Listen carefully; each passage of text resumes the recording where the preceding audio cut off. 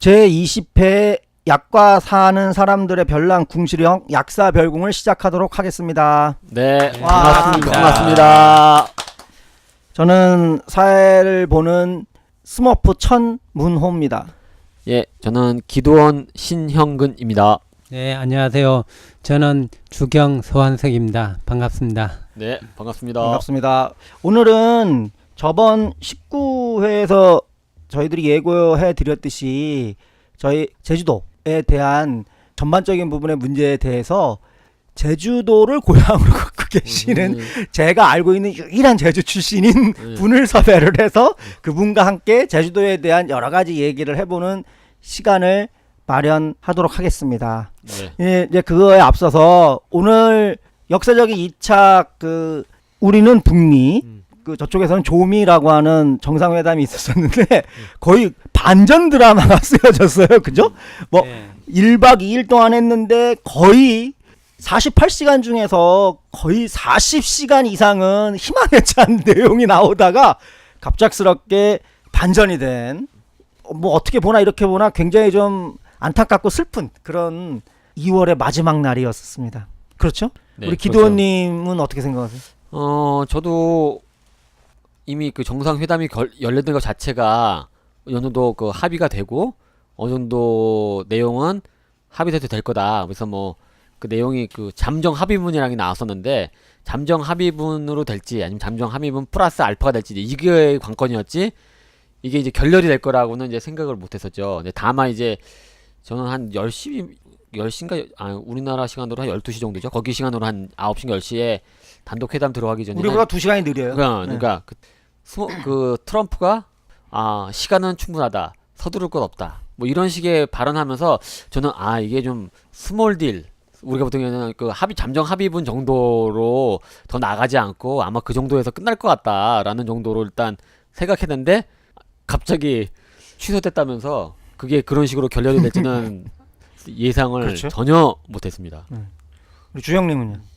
저도 주영님은? 일말의 기대는 있었는데요. 네. 그러니까 이 회담이 정확히는 보니까 DPRK USA 회담이더라고요.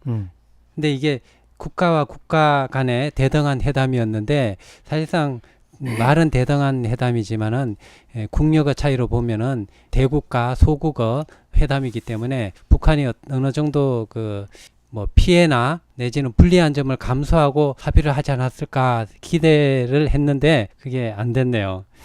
그렇죠. 그래서 하여튼 굉장히 오늘 많은 상당히 사람들이 아쉽죠. 아쉬워하고 있었던 것 같아요. 오늘 이런 얘기를 하지만 지금 이 순간에도 엄청나게 많은 해석과 방송국에서 많은 해석들이 나갈 거고 또 그거와 함께 각자 그걸 들으시는 분들의 많은 또 그 판단이 있으실 거예요. 그래서 뭐 그런 많은 정보를 알아서 잘 판단을 하시고 오늘 요 부분에 대해서는 여기까지 얘기를 하고 우리의 그 본 주제인 그 제주도에 대한 모든 것, 물론 모든 것이라고 하는 건 우리가 아는 것만큼의 모든 것에 대한 내용을 시작을 하도록 하겠습니다. 그래서 저희들이 오늘 특별히 게스트를 모셨는데 행동하는 의사회라고 하는 단체가 있어요. 거기 전 대표님이신 임석영 선생님을 모셨습니다. 박수로 환영해 주시죠. 반갑습니다. 네, 반갑습니다.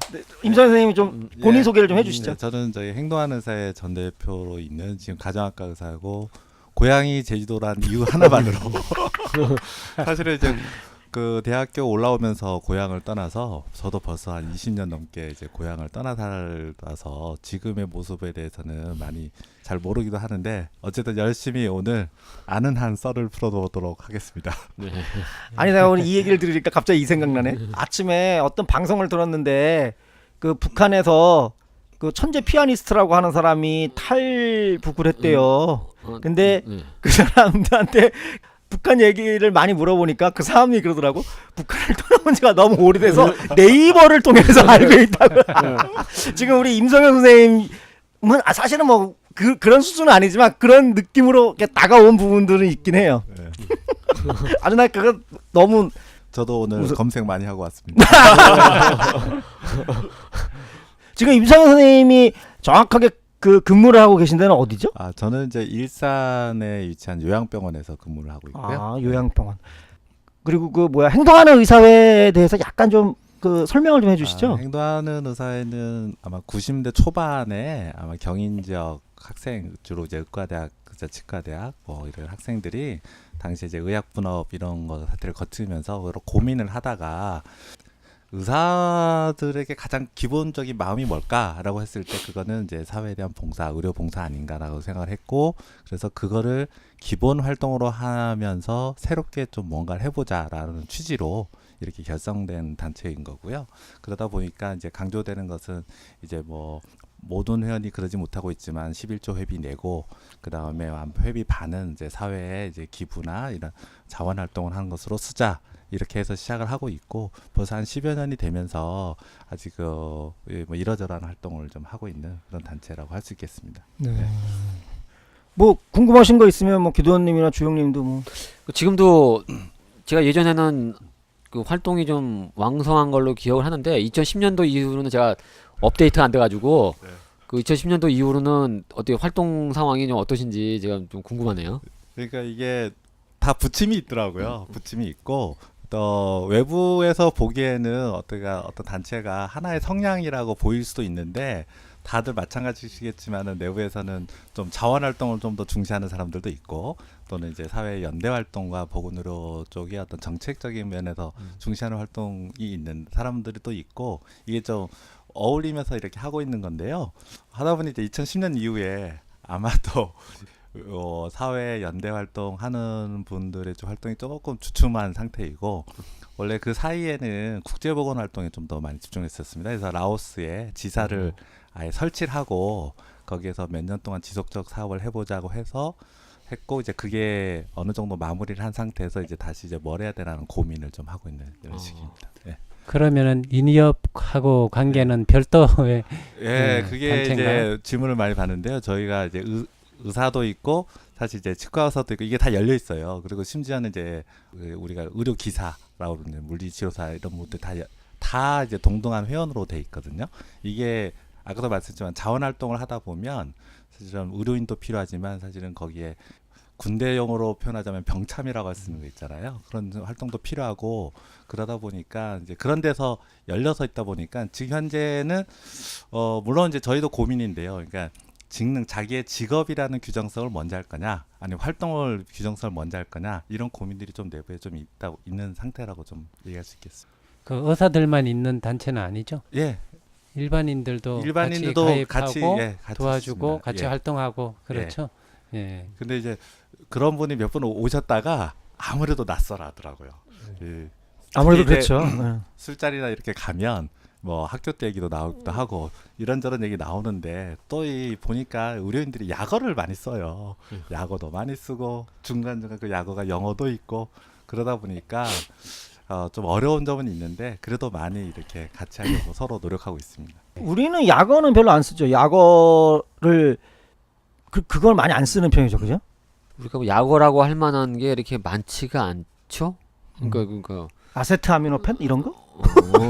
예, 뭐 약이라고 하는 게 그 정확하게 표시를 해야지 되지 않습니까? 뭐 붙으면 뒤에 안약, 뭐 귀약, 뭐 이런 식으로 표시를 해야지 되니까 약을 쓰다가 약을 잘못 전달하거나 하면은 큰 사고가 일어날 수 있으니까. 그리고 하여튼 약은 거의 안 우리 씁니다. 저랑 같이 그 주로 얘기를 하시는 분들은 영어를 싫어해요. 그죠?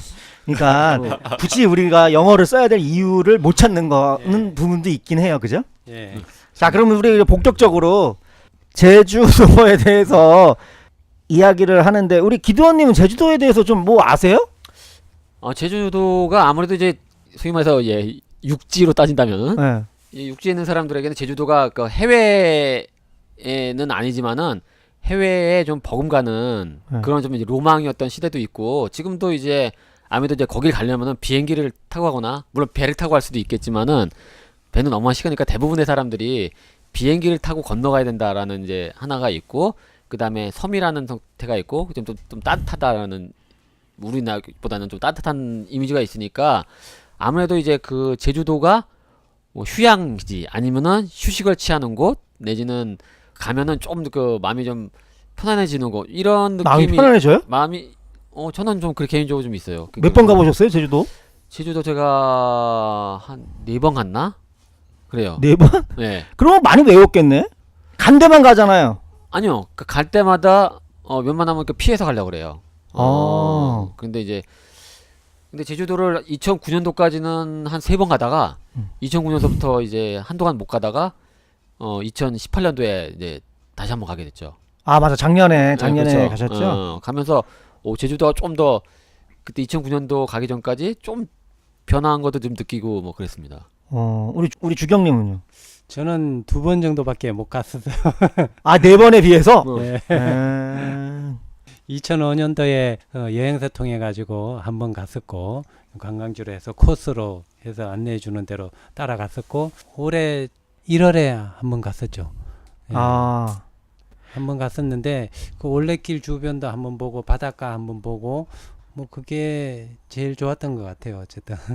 그러니까 지금 대부분 사람들은 아니 대부분 사람들이라고 하기엔 좀 그렇다. 그 지금 기도원님이 얘기했던 것처럼 제주도 하면 좀 그런 느낌이 해외는 해외지 바다 건너에 있으니까요, 그렇죠? 그런 느낌이 있는 것만은 틀린 사실인데, 그러니까 우리와 비슷한 사람들은 제주도에 그렇게 가진 않죠, 그죠? 대부분은 제주도 가는 사람들은 골프 치러 가는 게 주로 많은데 우리가 이제 그런 걸 굉장히 싫어하다 보니까 우리는 이제 그런 데서 그런 목적이 이제 없어져 버리는 거죠.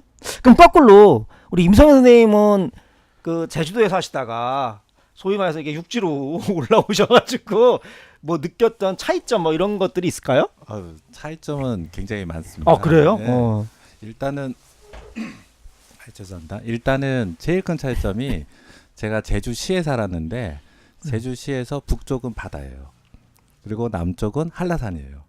아 북쪽 그러니까 육지 쪽은 바다? 그렇죠. 저쪽 일본 쪽은 이제 그러니까 뒤쪽이죠. 뒤쪽. 그러니까 예. 바다를 보고 뒤쪽은 한라산이거든요. 제주시에서. 음. 제가 그렇게 한 20여 년을 살다가 저희 육지에 왔거든요. 음. 방향 감각을 못 찾는 거예요. 가령 예를 들면 제가 학교에 있을 때 주변에 이제 관악산이 있었는데 관악산 쪽은 남쪽이어야 되는데 저기가 그렇지. 저기가 북쪽이라는 거예요. 예. 그러니까 처음에 그것 때문에 한동안 서울에서 정말 많이 헤맸었습니다. 그러면은 길 찾다가 잘못 찾으면 길치라는 소리도 들었겠네요. 그 당시에 저에게 제일 좋은 것은 지하철이 있었죠. 지하철 2호선. 지하철 2호선이 순환선이잖아요. 예. 그럼 길을 몰라요. 그러면은 지하철을 무조건 가요. 예. 그래서 엉뚱한 얘기지만은 제가 91학번입니다. 그래서 91년도 5월 달이 그 굉장히 대학가에서 시끄러웠던 때였는데요. 그 당시에 이제 시내 중심가에서 시위가 있으면 그 당시에는 택이라고 해서 선배 손을 잡고 막 가잖아요. 저는 모르는 길을 그냥 따라가는 거거든요. 가는 것까지는 좋아요. 가면 그 당시에 사람이 많으니까 그리고 계속 뭐 체류탄도 쏘고 흩어지잖아요. 예. 나중에 이제 집에 가야 되는데 저는 전혀 모르잖아요. 그래서 제가 선택한 방법은 무조건 버스를 타는데 2호선 지하철역을 가는 버스를 타는 거예요. 그러면 그게 서쪽으로 가든 동쪽으로 가든 어쨌든 거긴 가니까. 네, 어디가 가까운지를 몰라요. 그래서 그 당시에 제일 당황했던 질문이 이제 묻거든요, 사람들에게.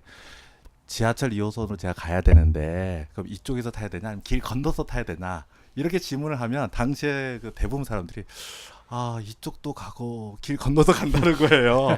지금 생각해 보면 그게 맞는 말인데 그게 너무 그 당시에는 좀 얄미웠죠. 좀 딱 말해주지. 정말 그렇겠네요. 네, 그랬던 게 있고 그 다음에 두 번째가 제주도는 바람이 진짜 많습니다. 그래서 겨울철에도 따뜻하긴 한데 그래서 기억나는 게 눈이 오잖아요. 그럼 이제 제 중학교 때 눈이 한번 딱 왔어요. 그때 선생님이 수업을 종료하고 나가 놀라고 했었어요. 눈이 와요? 눈이 오죠. 예, 눈이 오죠. 제주도도. 한라산에 눈이 오잖아요. 아니 그러니까 한라산은 너무 높으니까. 근데 눈이 양이 어렸을 때는 진짜 많았었어요. 그래서 저기 그 서귀포 쪽에는 무릎까지도 눈이 이렇게 깊게 있는 때가 있었다고 했는데 이상하게 점점 어쨌든 눈양이 좀 줄긴 했어요. 눈이 오는 양이. 근데 왜 그랬냐면은 해가 비치면 눈은 녹아요. 지금 생각해 보면 기온이 높으니까 해가 비치면 눈이 녹으니까 선생님 입장에서 뭐냐면은 지금 안 놀면은 이 겨울을 눈하고 놀 기회가 없다. 그래서 수업을 아예 중단하고 논력도 있었거든요. 훌륭한 선생님이네. 서울에 제가 기억나는 게 시험 보러 왔었거든요. 그때는 이제 학교 가서 시험을 봤을 때였는데요. 놀랬던 것 중에 하나가 그날 날이 맑았거든요. 해가 비추는데 눈이 안 오는 거예요. 지금 생각해 보면 이게 해가 비추는 거랑 아무 상관없이 기온이 중요한 건데 그 당시에 너무 자연스럽게 해가 비치면 눈이 녹는다. 뭐 이렇게 생각을 했었던 그런 기억도. 정말 그 환경 차이라고 하는 것들을 우리는 전혀 의식을 못했는데 더구나 기도님은 굉장히 추운데 그렇게 따지면 굉장히 추운데죠, 그죠? 거기가. 그렇죠. 예. 그러니까 그거를 그런 느낌을 가질 수 있다라고 하는 거. 그 제가 어느 책에서 봤는데 위 아래라고 하는 게 왜 생겼냐면 중력 때문에 생겼다고 그러거든요. 그러니까 중력에 의해서 아래라고 하는 부분들을 우리는 항상 밟고 있어야 되기 때문에 그 반대가 위다. 그러니까 무중력 상태에 가면 위 아래가 없는 거잖아요. 그러니까 그것처럼 그 환경의 지배를 큰 바운드에서 봤는데 지금 윤성혜 선생님 말씀이 그런 얘기를 지금 똑같이 하시는 거죠. 그러니까 환경에 의해서 지배당하는 인간의 어떤 그런 행동이라고 하는 그런 부분들. 그런 게 있었네요. 그러니까. 뭐 엉뚱한 얘기지만 그 드라마 보면은 눈이 이렇게 일직선으로 내리잖아요. 저는 생각했어요. 저거는 위에서 뿌리는 거다. 저렇게 예쁘게 내리는 눈은 있을 수 없다. 바람이 많이 불기 때문에 있을 수 없다. 그래서 그때 그런 눈이 있더라고요. 그래서 그런 눈을 보면서 이래서 첫눈이라는 얘기를 하는구나. 그런 생각도 했었습니다. 그래서 제가 어느 제주도 역사를 저도 잘 모르는데 제주도 역사를 얘기하는 어떤 프로그램에서 봉황사지 9층 석탑인가? 그 얘기를 하는데 그게 왜 9층이냐면 층층마다 그게 나라 저희가 있대요. 그래서 중국 그다음에 뭐 일본도 왜 있었었고 그다음에 4층이 제주라는 거예요. 그래서 그게 탐나인데 그게 나라라고 하는 뜻이라는 거예요. 근데 그때 굉장히 힘이 센 그 섬으로 된 나라였다는 거예요. 그래서 그것 때문에 9층 석탑을 지면서 그 4층에 올려놓고 그 세력을 누르려고 그 석탑을 세웠다라고 그 얘기를 하면서 그 정도로 탐나가 굉장히 강한 그 당시에는 나라였다라고 얘기를 하더라고요. 그렇죠? 아무래도 떨어져 있으니까요. 네.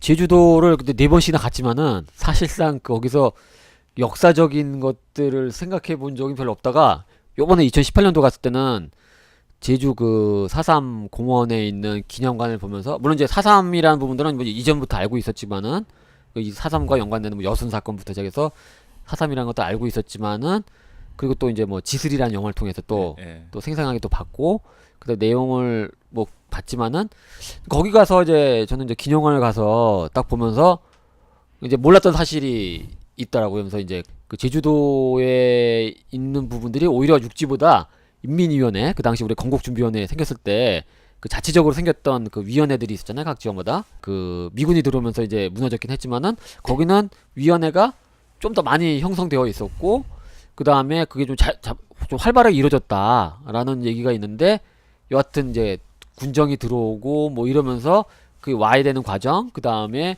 그 중에서 또 이제 특히 단독 정부 반대에 대한 싸움이 거기 되게 심했더라고요. 내 내용을 쭉 보니까 반대를 심했는데 이제 그걸 아주 그 참혹하게 그 죽이는 장면 보면서 그리고 저는 그때 처음 알았던 게 제주를 그 토벌하기 위해서 그 해안선에서 5km까지 만을 인정하고 5km 이내 이 육지쪽 거기는 완전히 진짜 거의 그 선멸 수준으로 토벌 수준으로 이제 갔다 그러니까 살려면은 5km를 내려라 이렇게 했다고 하더라고요. 그 당시에 그러니까 지금 이제 자연스럽게 우리가 4.3 얘기로 넘어가야 되는데 4.3 왜 제가 4.3이라고 얘기하냐면 이걸 어떻게 규정할 것인가라고 하는 것부터 시작을 해서 이 참혹성이라고 하는 것들이 우리가 알고 있는 그 외국의 그 아주 많은 잔악한 학살 이런 것과 비교를 했을 때 보다도 더 잔혹한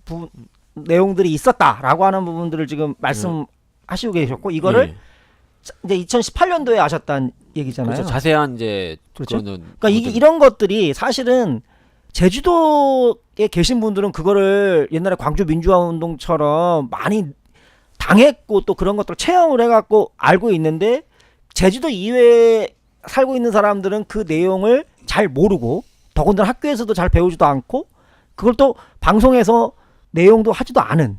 그래서 우리가 4.3이라고 하는 사건에 대해서 그렇게 자세하게 알고 있는 것 같진 않아요. 그러니까 우리가 이 부분에 대해서 오늘 한번 그게 어떠한 내용이고 어떠한 그 성격인지라고 하는 것들을 우리 임성현 선생님한테 한번 네. 임성현 선생님 한번 말씀해 주시죠. 사실은 그걸 한마디로 말하기는 저도 고민되는 내용이고요. 근데 이제 한 가지 말씀드릴 거는 저희 어머님이 어렸을 때 이제 이루어졌던 일이거든요. 4.3이. 그런데 저는 대학교 오기 전까지 전혀 들은 바가 없어요. 저희 가족하고도 관련이 있다는 얘기를 들은 적이 없어요. 그러니까 제주도 사람들은 많이 알 거라고 생각하잖아요. 근데 말을 전혀 몰랐습니다. 의도적으로 안 하는 건가요? 예를 들면 이런 건데요. 그러니까 저희 그 어렸을 때 삶이 이렇게 아주 풍족했던 건 아니니까 그러면 부모님들 되게 한탄하잖아요. 자기가 어떻고 이럴 때 내가 진짜 어릴 때 이런 고생했고 이럴 때 단면적으로 나와요. 뭐 그때 사람 그리고 뭐 죽창 들고 이런데 내가 얼마나 위험해 내가 얼마나 무서웠는데 이런 식으로 이런 얘기만 중간중간 들렸었는데 몰랐어요. 이게 이해가 안 되실 텐데요. 왜냐하면 연좌제라는 게 있어요. 연좌제라는 게 있고 그러면은 이제 당시에 이제 4.3 때에 어쨌든 그 공비로 몰렸던 사람들 이 가족들은 소위 말하는 빨갱이 가족들이잖아요. 그래서 육사 지원도 어려웠어요. 그 육사가 지금은 안 그렇겠지만은 예전에는 가난한 사람들이 어쨌든 대학 등록금이나 이런 걸 못 댈 때 그나마 정규교육에서 제대로 할 수 있었던 것 중 하나가 육사였거든요. 육사 이런 데 지원, 공무원 지원 이런 데도 걸리고요. 그리고 무슨 간첩당 사건 되게 많았잖아요. 거기에 보면 일본 그 제일동포하고 연계된 이런 간첩당 사건이 많이 나오는데 아시겠지만은 제일동포 중에서 제주도 인구가 많아요. 4.3 때문이거든요. 당시에 젊은이들이 가까운 일본으로 도피를 한 거예요. 네. 저희 그 어머님 형제죠. 저희 외삼촌도 일본에 사시는데 잦은 왕래가 된 게 저가 좀 더 커서 어렸을 때는 진짜 잘 몰랐어요. 얘기도 잘 안 하시고. 그러니까 제주도에서 사실 그리고 지금 나이 많은 세대는 다 어렸을 때 겪었던 일이거든요. 그런 좀 차이가 있어서 굉장히 그게 큰 역사에 남는 거다라는 거고요. 제가 그 두 번째 기억나는 거는 외국인이 이렇게 제주도에서 찍은 사진들 이런 거 올리는데 한 57년 전후에 제주도 풍경으로 찍은 어떤 사진을 제가 우연히 본 적이 있는데요. 거기에 제주도 사람들의 풍경이 뭐냐면은 동물이 밤에 보면 눈이 막 살아있잖아요. 눈빛이. 제주도 사람들의 얼굴 표정이 그래요. 얼굴은 이제 얼굴도 삐쩍 마르고 정말 뭐 다 이렇게 지저분하고 그러는데 흑백 사진이지만 눈빛은 살아있어요. 되게 놀랬거든요. 그 장면이 저는 지금도 기억나는데 이해가 안 되는데 지금은 이해가 됩니다. 왜냐하면 57년 그러니까 정부의 공식으로는 54년도에 제주도 계엄이나 이런 게 다 끝났다 했지만 마지막으로 잡힌 게 57년이에요. 산 사람 잡힌 게 최종적으로. 그리고 이제 어머니의 기억으로는 종이 울리면은 다시 이제 산에 갔다가 또 들어왔어야 했거든요. 통금처럼.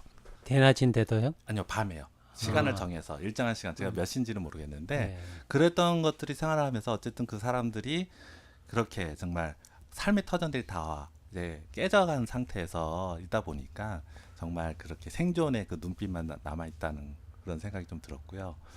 그래서 여기 두서없이 먼저 그런 얘기를 드렸는데 좀 이해를 저는 이제 하나 들고 싶은 게 그 5km라는 그 개념이 무슨 의미인가를 좀 한번 생각해 볼 필요가 있거든요. 제주도에 가면요. 저는 제주시에 사는데 자전거를 배웠는데 어떻게 배웠냐면 자전거 배우면 그 해변가 가고 싶잖아요. 그럼 탑동이라고 해변가 있는데 거기 가요. 갈 땐 좋아요. 내리막길이거든요. 가보시면. 그래서 그냥 힘 안 들이고 가요. 그래서 바닷가를 잘 이렇게 자전거 타고 이제 집에 가야 되잖아요. 죽어요. 오르막길이라서 기어도 없어가지고 어렸을 때 제주도에 보시면 밋밋하게 해변가에서도 밋밋하게 했지만 이렇게 올라가요. 올라가다가 이제 한라산 어느 정도 가면은 이제 급격하게 이게 기울기가 지형이 올라가거든요. 이런 말씀을 드리는 게 이제 하나 또 질문을 저는 드리고 싶은 게 만약 그 제주도에 사신다라고 하면은 해변가에 사시겠어요? 아니면은 해변가하고 한라산 중간쯤에 사시겠어요? 중간쯤에 저는 해변가가 좋을 것 같아요. 그래요? 저는 말 잘해야 되는데. 아니 그러니까 그것도 모르겠는데 저기 해변가하고 해변에서 가까운 지역과 네. 그다음에 이 육지 좀 깊숙이 이제 내륙으로 들어갔을 때 느낌이 좀 완전 좀 틀렸거든요. 그러니까 예전에는 안 그랬는데 요번에 보면서 이제 그 얘기를 딱 듣고 나서 그 얘기를 이제 그 방송이니까 나도 이제 그 이제 뭐 선입견이 드는지는 모르겠지만은 아 이게 해변가 되면서 사람들이 그 살기 위해서 여기에 정착했구나. 여기는 사는 곳이 아니었구나라는 이제 생각이 들었던 거예요. 그래서 그 일지도로라고 이렇게 돌아보시면요, 네. 일지도로가 해변가에 붙어 있지 않아요. 원래 일지도로는. 그리고 해변가 마을을 보시면은 이 항구 마을 제외하고는요 마을이 없어요. 잘. 저도 몰랐던 건데, 근데 이제 그게 배경이 있더라고요. 왜냐하면 조선 시대 때 제주도에서 말을 키우고 이게 특산물이잖아요. 그리고 이걸 가지고 뭐 그다음 거기에 해산물도 뭐 특산물이 많잖아요. 그러다 보니까 통행을 아예 금지시킨 거예요. 그러니까 제주도 사람들이 나오려면 허가를 받아야만 육지로 올라올 수 있게 이렇게 하는 그런, 그게 한 200~300년 된 시기가 있었거든요.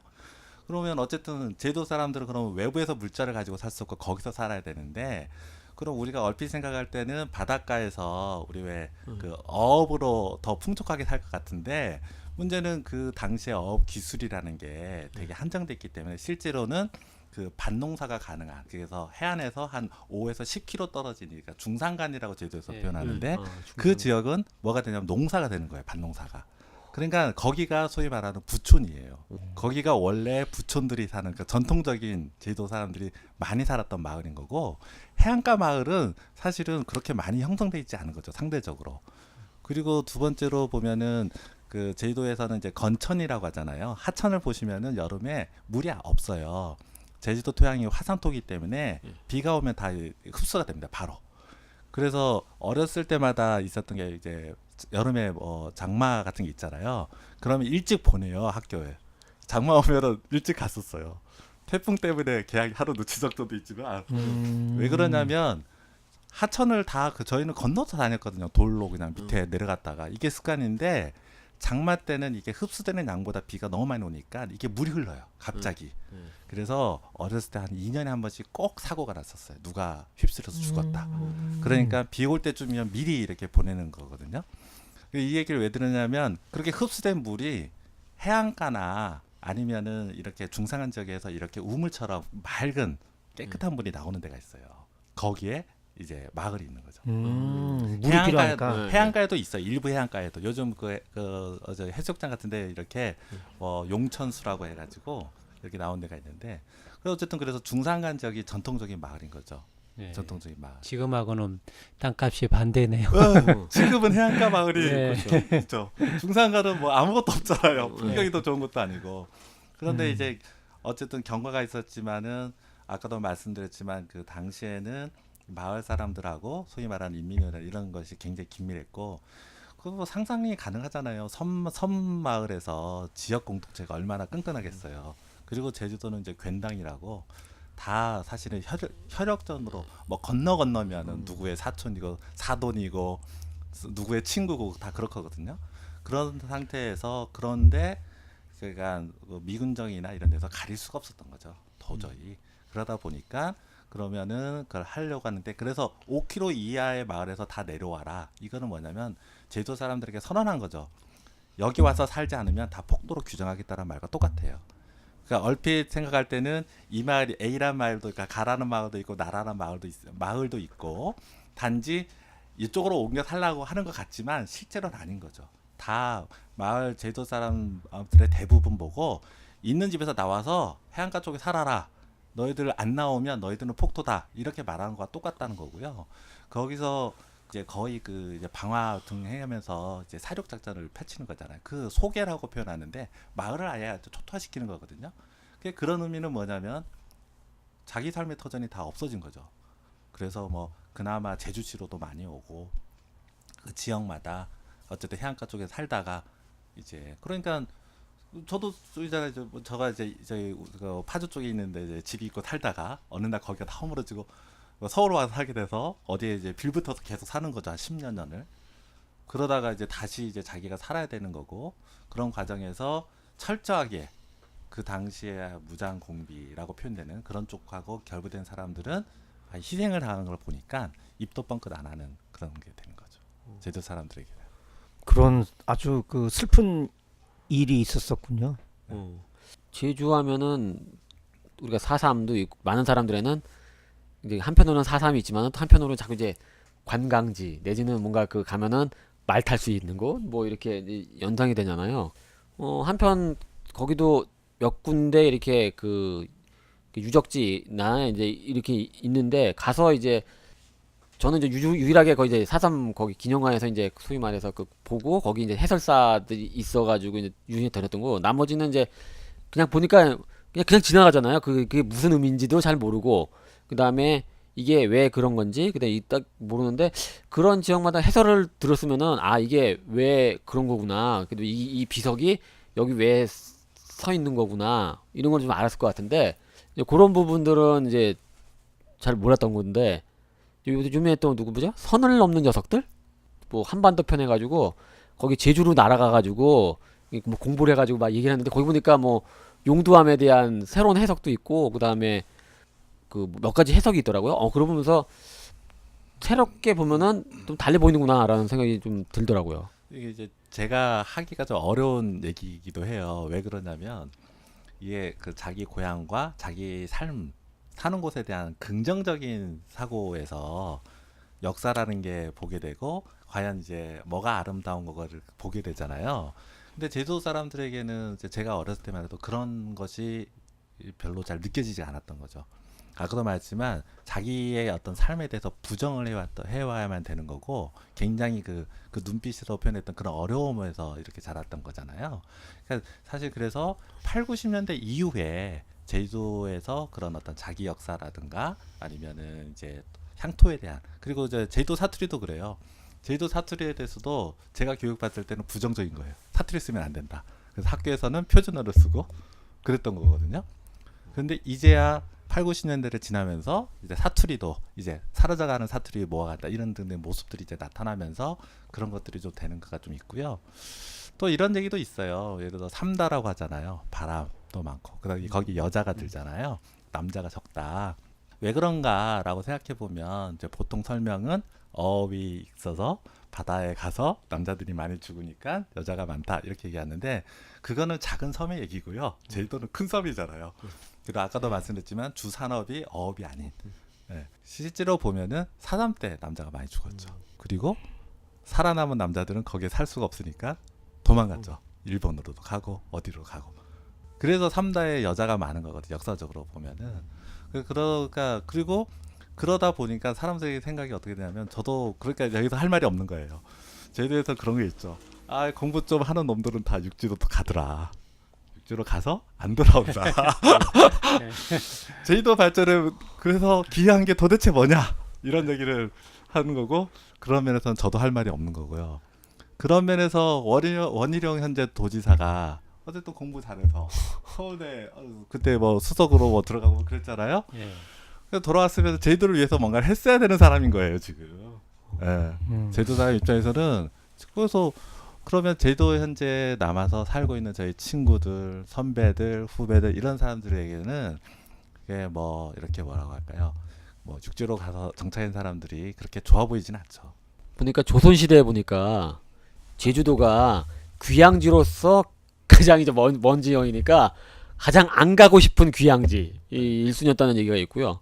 그 다음에 이제 그때도 앙케이트를 조사했는 모양이죠? 추사 김정희가 제주도로 유배 갔었죠. 그러니까 유배됐다는 거, 그쪽 제주도로 유배됐다는 건 진짜 좀 중죄를 졌거나 이런 경우 했다고 얘기를 하더라고요. 거기 그때 뭐 그러나 전라도 하고.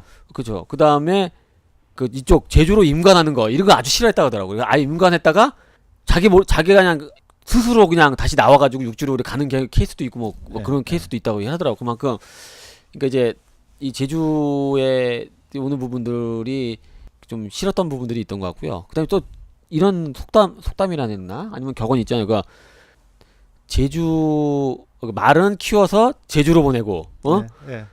사람은 뭐 한양으로 보내고 이런 거 들어보신 적 있잖아요.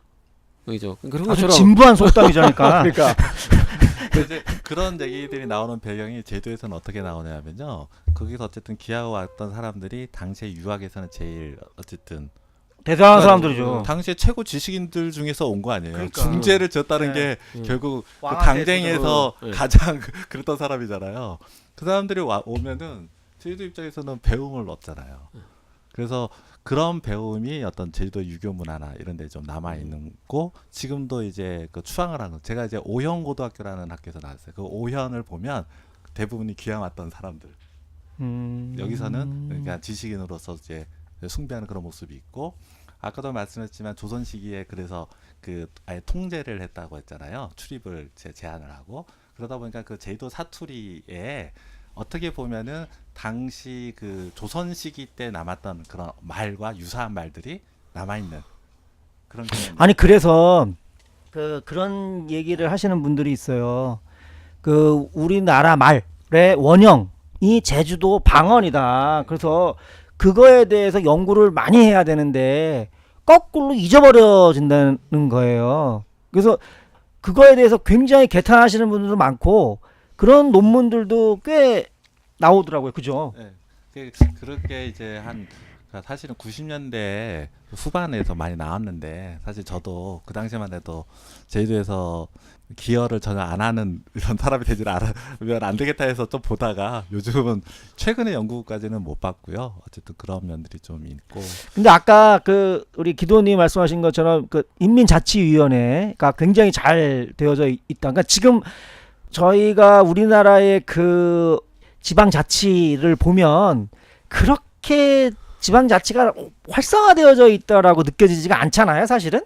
그런데 오히려 제주 4.3이라고 하는 걸 보면 인민자치위원회가 상당히 조직적으로 잘 되고 있었다라고 하는 얘기가 나오죠, 그죠? 네. 근데 제가 왜 어떻게 이렇게 되어질 수 있을까라고 하는 것들을 하다가 그 아까 우리 임선 선생님도 얘기를 했는데 제주도 일제시대 때 제주도에서 살고 계신 분들이 일본으로 많이 갔다 오사카가 상당히 가깝다라고 하는 것 같았어요. 그래서 이제 가니까 거기 노동자로 갈 거 아니에요. 그러니까 노조 거기 가서 노동자로 있다 보니까 노조라고 하는 얘기를 알게 되고 그래서 그분들이 이제 거기서 돈을 벌어서 제주도로 보내는데 이제 오시는 분들이 또 얘기를 하다가 보면 이제 그런 것들에 대한 얘기를 많이 하면서 그런 의식이 사실은 상당히 높았던 부분들도 큰 영향이 있다라고 얘기를 하는 걸 들어봤거든요. 그거는 사실일 것 같아요. 되게 사실일 것 같고, 뭐 제가 구체적으로 자료까지는 이제 못 찾아봤지만 그렇게 지금도 추정하고, 그러니까 제가 생각하는 거는 그게 무슨 뭐 예를 들면 특별한 뭐 민주주의 이런 측면이라기보다는 섬 마을, 그러니까 제주도 마을 자체가 지금도 공동체가 잘 돼 있어요. 그런 공동체 기반 하에 어떻게 보면은 당시에 이제 젊은 청년들이 다수가 굉장히 그러니까 뭐 지금 표현으로 하면 이제 좌파적인 생각을 가지고 있었고, 지금도 이제 제가 대학교 때 그 4.3 이게 그런 이제 일이 있었던 마을에 이제 그 당시의 일을 듣다 보면 이런 얘기 많아요. 당시에 똑똑한 사람들은 다 인민위원회였다. 이런 얘기가 나오거든요. 그러니까 그 당 마을에서 뭐 뭔가 발언력이 있고 마을을 위해서 열심히 하고 이런 사람들은 다 그런 사람들이었기 때문에 그게 활발하게 좀 유지될 수 있었다. 근데 왜 그 어쨌든 간에 그런 뿌리도 있고 그다음에 또 아까 우리가 처음에 얘기했던 것처럼 굉장히 좀 너무 잔혹하게 그 같은 민족을 그렇게 학살을 하는 그런 사건들. 근데 이제 그것 때문에 사실은 여순이라고 하는 것들이 연결되어지는 부분들이 있는 거잖아요. 근데 왜 이런 현대사가 사실 다른 부분에 비해서 교육도 잘 안 되고 그 이렇게 방송에서도 잘 이거 오히려 그 노무현 대통령 때 한번 와서 네, 사과를 했던 거 외에는 별로 국가적으로도 이게 관심이 없는 이유가 뭐라고 생각을 하세요? 저는 그게 되게 어떻게 보면 지금 제주도에서 영리병원이 이루어지는 거와 맞닿는 맥이 있다고 네, 생각하거든요. 그렇군요. 뭐냐면 우리나라지만은 우리나라가 아닌 어떤 그런 분위기가 있어요. 해외. 아까 말씀드렸던. 네. 네. 그러다 보니까 그래서 제주도에서 있었던 일은 그러니까 만약 육지분들 입장에서는 그게 나하고 무슨 관계가 있을까라는 생각을 하게 되는 것 같아요. 그렇죠. 네. 또 역으로 또 이런 것도 있는 것 같아요. 그러니까 이게 육지에서 보면은 이걸 할 때 다 육지라는 것은 다 아는 사람들 어쨌든 건너 그런 거 여기도 마찬가지가 아니겠어요? 할 때 조심해야 될 부분들이 그 육지 사람들이 제주도 왔을 때는 그렇지 않는 거죠. 아주 극단적인 모습도 보여줄 수 있는 거 아니었을까? 저는 좀 그런 생각도 하거든요. 이게 이제 무슨 말이냐면은 제주도에서 이제 처음에 4.3이 일어날 전에 47년도에 3.1 사건이라고 거기 발포 사건 있잖아요. 그 네, 관덕동이라고 3.1 사건. 지금 제주 관아가 잘 꾸며져 있어요. 거기에 기념 운동을 하는데 기념식을 하는데 그 당시에 인민위원회 주최 기념식 때 사실 소위 말하는 정부의 미군정이라든가 이런 미소 공동위원회 그거 관련된 얘기가 나올 거라고 짐작하고 이제 경계를 하고 있었던 거예요, 경찰들이. 그러다가 자신들에게 생각보다 다른 방향으로 행진하니까 발포를 하면서 사람이 죽게 됐는데 이게 이제 시발점인데 문제는 여기에 대해서 사과하고 당시의 책임자를 처벌하고 하면은 끝날 문제인데 그걸 제대로 안 한 거죠. 그러면서 이제 사태가 여파 퍼지면서 결국 4.3으로까지 이제 이어지게 된 건데 그때가 그 48년이었나요? 제가 그건 47년으로 알고 47년에 있습니다. 4.3 일어나기 1년 1년 전, 전이었죠. 예, 예, 1년 예. 전 3.1 운동 기념식이었죠. 거기에 발포 사건이 예. 있었죠. 근데 그러니까 그때 여러 재밌는 모습들이 나타나는데 거기에 경찰청장이나 아니면은 그거 관련해서 이후에 이제 사태 해결에 대해 불만을 갖고 파업을 하는데 파업을 할 때 경찰들도 일부 합류해요. 다 같은 동네 사람이죠. 그러니까. 예, 학교 예. 그러니까 다수의 제도 사람들이 보기에는 심지어 공무원 이런 사람들도 보기에 그냥 경찰들이 잘못한 거예요. 그때 당시 제도를 보니까 경찰들도 지역에서 뽑아가지고 배치하고 예. 군인들도 지역 사단해가지고 지역에서 뽑아가지고 배치하고 예. 그런 제도가 있었다고 하네요. 사실 그게 맞는 거죠. 사실 따져 보안관 같은 게 그런 거잖아요. 보안관. 아니 역으로 말씀드리면 그만큼 당시에 보면은 이제 일제로부터 해방된 이후에 중앙의 행정력이 이렇게 되지 않았던 가장 미치지 않았던 곳이라고도 할 수 있거든요. 그러다 보니까 그건 예를 들어 마을 사람들의 소위 말하는 눈치를 안 볼 수가 없는 거죠. 관도. 그래서 이 문제를 보다 보면 나중에 중간에 보면 제주도지사가 아예 사퇴를 해요. 예를 들어 이거는 처벌할 수 없다 이렇게 해서 사퇴하고 그분이 다시 새롭게 인민위원회 의장으로 초대되는 이런 일도 나타나거든요. 그러니까 결과적으로 무슨 말씀을 드리냐면 제주 사람이 아닌 외부의 육지 사람이 와서 진압을 하지 않고서는 이 사태가 진압될 수 없었던 상황이었던 거죠. 그리고 중간에 보면은 경찰이 맨 처음에 진압하다가 결국 군대가 진압을 하는 거잖아요. 그래서 경찰이 진압을 할 수가 없는 거죠. 왜냐하면 이게 그분들이 보기에 이거 여기도 맞는 얘기인데 어떻게 그러면 무자비하게 끌고 가냐 이런 모습들이 나타나는 거고요. 물론 그 경찰분들이 다 제도 사람들 편이다라고 할 수는 없고 거기에 보면 고문치사 이런 일도 중간중간 있고 이렇습니다만 다수는 결국 그렇다는 거죠. 그러니까 이 사태를 그러니까 이 사태라고 할까요? 어쨌든 제주도만 보면 힘의 역관계에서 보면 인민위원회가 다수인 거고요.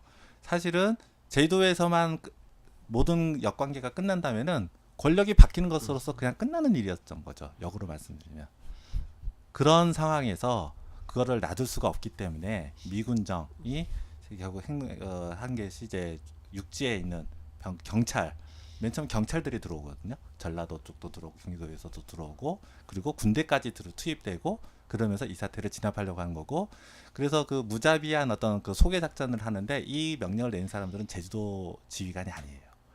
중간에는 그런 지휘관도 그만두게 되고 결과적으로는 육지 출신의 지휘관이 와서 그러니까 이걸 정리해야 되는 거잖아요. 그 사람 입장에서는. 그러니까 그런 무자비한 어떤 전술을 택하고 이제 행복할 수 있었던 거고 거기에 이제 서북청년단이라는 어떤 그 단체가 아주 그런 나쁜 짓을 많이 하고 다닌 거죠. 그래서 영리병원하고 제가 일부러 끓이는 건 아니고요. 무슨 거냐면 지금 영리병원 문제도 만약 이게 인천 쪽에 생겼다, 아니면 수도권에서 생겼다, 그게 100병상이든 200병상이든 그러면 그 논란이 굉장히 시끄러웠을 거라고 생각해요. 근데 제주도에서 생기는 거잖아요. 그러니까 이 육지분들 생각에는 어쨌든 문제가 생겨도 거기서 그냥 끝나는 문제 이런 인식을 충분히 할 수 있는 어떤 심리적인 어떤 요소들이 좀 있는 것 같고 좀 해볼 수 있지 않을까 한번 실험적으로 이런 생각도 좀 있지 않을까 이런 생각은 저는 사실 들더라고요.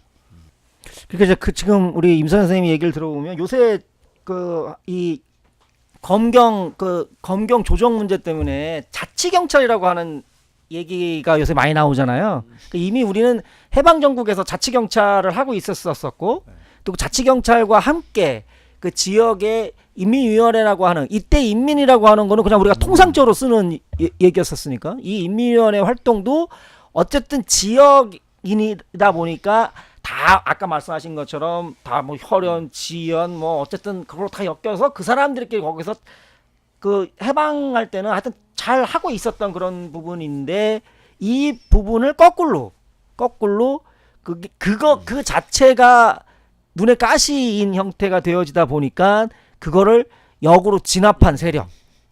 그럼 이 세력은 사실은 어떻게 보면 반민주적 세력이라고 우리가 볼 수밖에 없는 그런 세력인 거죠. 그렇죠? 그러니까 그게 이제 드러나는 거죠. 예를 들어 보통 그 지리산 때도 산사람이라는 표현을 많이 쓰잖아요. 그러면 마을 주민 다수가 산사람으로 편을 들 거냐 아니면 해안가로 갈 거냐? 그분들이 무슨 그 뭐라고 할까 의식이나 무슨 사상을 갖고 산으로 간 게 아니거든요. 그분들이 보기에는 잘 살고 있는데 와서 해방 놓고 죽이고 그러니까 자신들과 계속 자신들의 살 때 따랐던 사람들은 산으로 갔고 산으로 가는 거예요.